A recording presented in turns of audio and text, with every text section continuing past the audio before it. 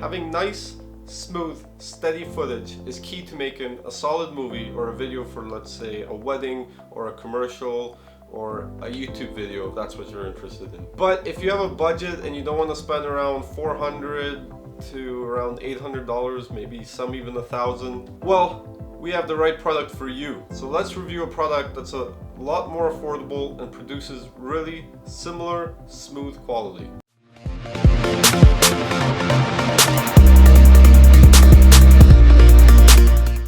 How you doing, people? My name is Segidan and welcome to today's Thursday Tech Review. Recently we have been doing quite a few reviews for a couple affordable items for you to better your videos recently, and here's another product I have for you that I think you might need. It is the newer Steadicam. I've had this Steadicam for a while now and been meaning to review it for quite some time. Unfortunately, I just never had the time myself. So here it finally is.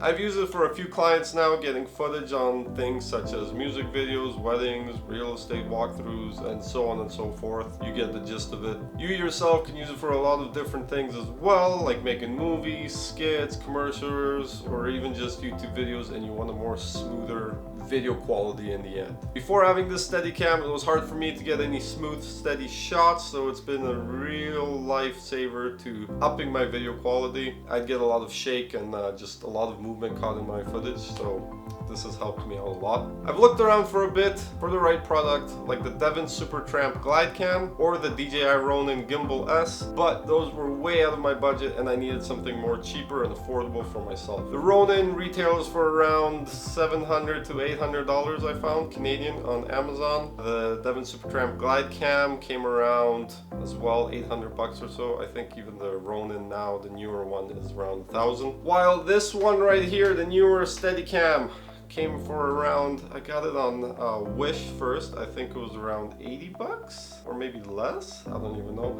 I can't seem to find it on Wish anymore, but it is on Amazon now for $100. So right there you could just see there's a huge price difference, and this pretty much creates the same quality as those more expensive ones. But the price I found that was around 2 years ago. So like I said, now this one is a little more expensive on Amazon for $100. If you ask me, this is pretty affordable compared to the other products. So that's pretty much the gist of it for the pricing and the usage that you can get out of it. You can use it for many more different things than the things I stated before, but that's up to you totally and what you want to film with this. So let's dig into what comes with this bad boy. It initially obviously came in a brown box as usual if you delivered it to the door, if you ordered it online, yada yada yada. But inside the box is what matters. The whole Steadicam itself, the setup, came in this handy dandy black little duffel bag carrying case. It was nice and compact, it was obviously not set up, and it came with all your necessities. It came with your, let's just dig in here for a second, it came with your weights. You had two really heavy ones, two smaller ones, and then two medium ones. I currently have the medium ones on my Steadicam. It came with the screws for the weights so that you screw them onto the base.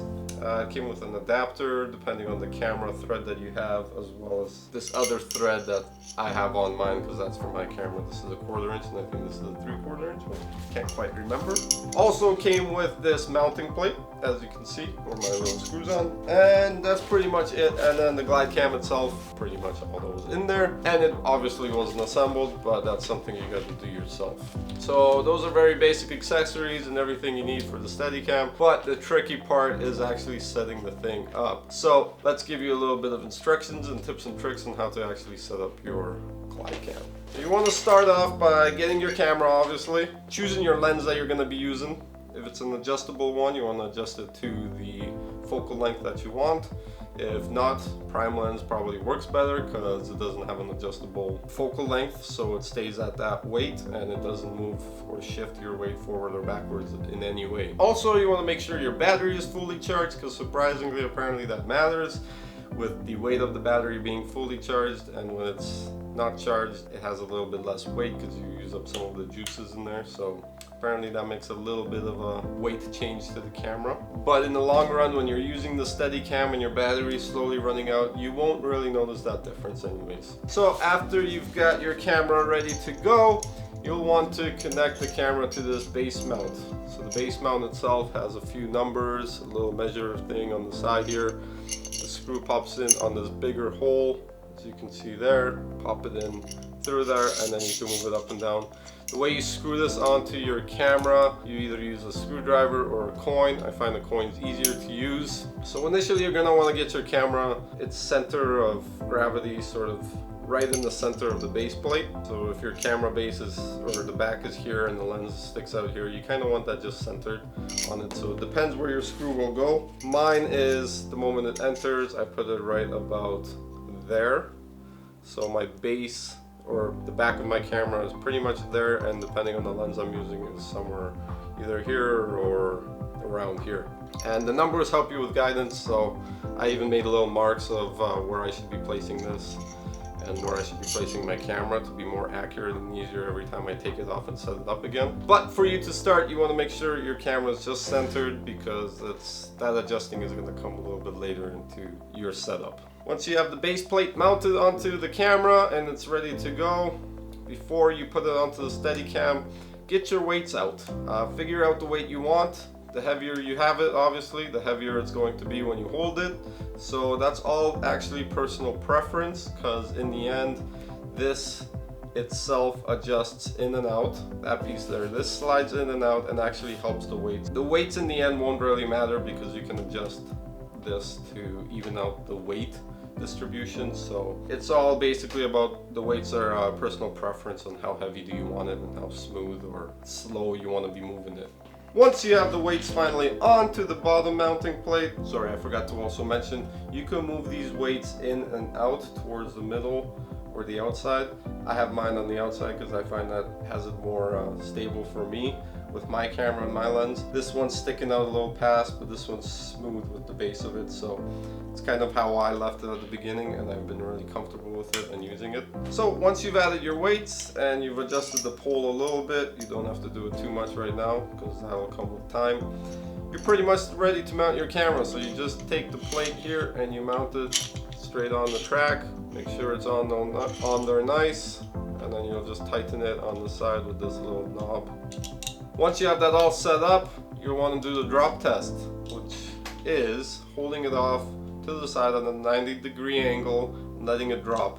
You'll want to get 3 seconds. I won't have my camera on obviously because I'm filming this, but you'll want to get a 3-second minimum drop. The lower, if it's like 2 seconds or so, well, you're gonna have a tough time actually setting it up more properly. The longer the time, the better and smoother your footage is gonna be. So you wanna be around that 3-second mark. The higher, obviously, the better, the more smoother it's gonna be. Once you have that timing pretty much adjusted, you're ready to actually set this thing straight. So that's nice and evenly flat and smooth.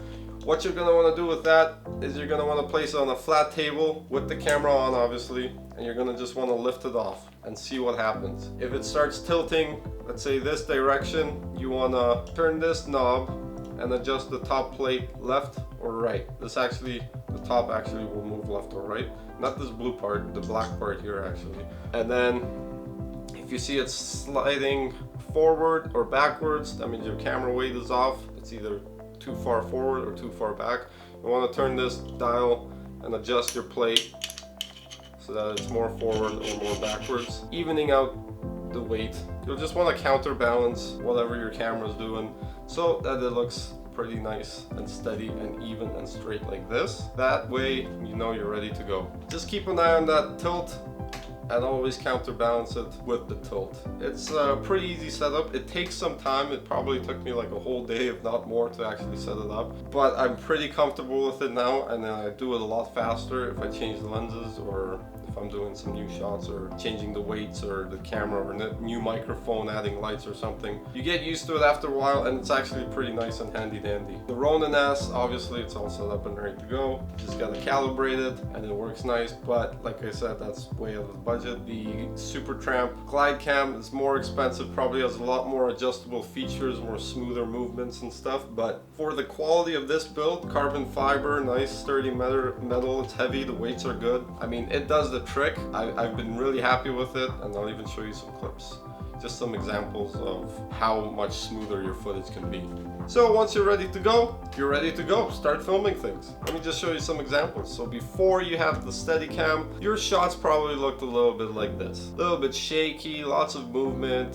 You know, you're walking and you're shaking, you're bumping up and down hills. The camera picks up all those details. So it makes it all shaky and your footage is a little bit blurred out depending on where your focus is. And that's not always enjoyable to watch. It might make you sick, or people just don't enjoy it because it's not good, steady, good quality footage, right? So once you get the Steadicam, your footage should look a little more like this. As you can see, it's nice and smooth, no shake, no movement. I mean, slight shake and movement, but a lot more smoother. I'm walking the same path, as you can see, and the footage just looks a lot more crisper, cleaner, and smoother, and a lot better quality using the newer Steadicam. This way you actually don't get sick of looking at the footage either. It's not so shaky, it's enjoyable to watch. So that's pretty much it for the newer Steadicam. Like I said, I've been using it for some shots here and there, but I've been loving this thing, doing videos with it, making things a lot smoother. I love seeing my clips afterwards. So I hope you consider getting something like this if you're looking to do some cinematography or videography of some sort, movies, you know. A lot of film producers and cameramen in like Hollywood use a glide cam too, I've seen, or even like the body mount ones on the chests. This is pretty similar if you just want to use a DSLR camera or just a point and shoot camera. This does the trick for your homemade videos, or if you want to start a business out of it and do wedding videos or something like that. So that's pretty much it for the unboxing, review, and the instructions on how to set this up. I hope this has helped you out in some sort of a way, and hopefully it gets you ready and gets you better, smoother shots for your videos. It's pretty similar to a lot of different other Steadicams out there too, so I hope these instructions have helped you in some sort of a way. If you want a more detailed video, just let me know and I'll do one with my camera recording with something else, so hopefully I can help you out in that way. And I hope you're ready to get better and smoother shots for your videos, for your movies, for your commercials, whatever it is you're filming.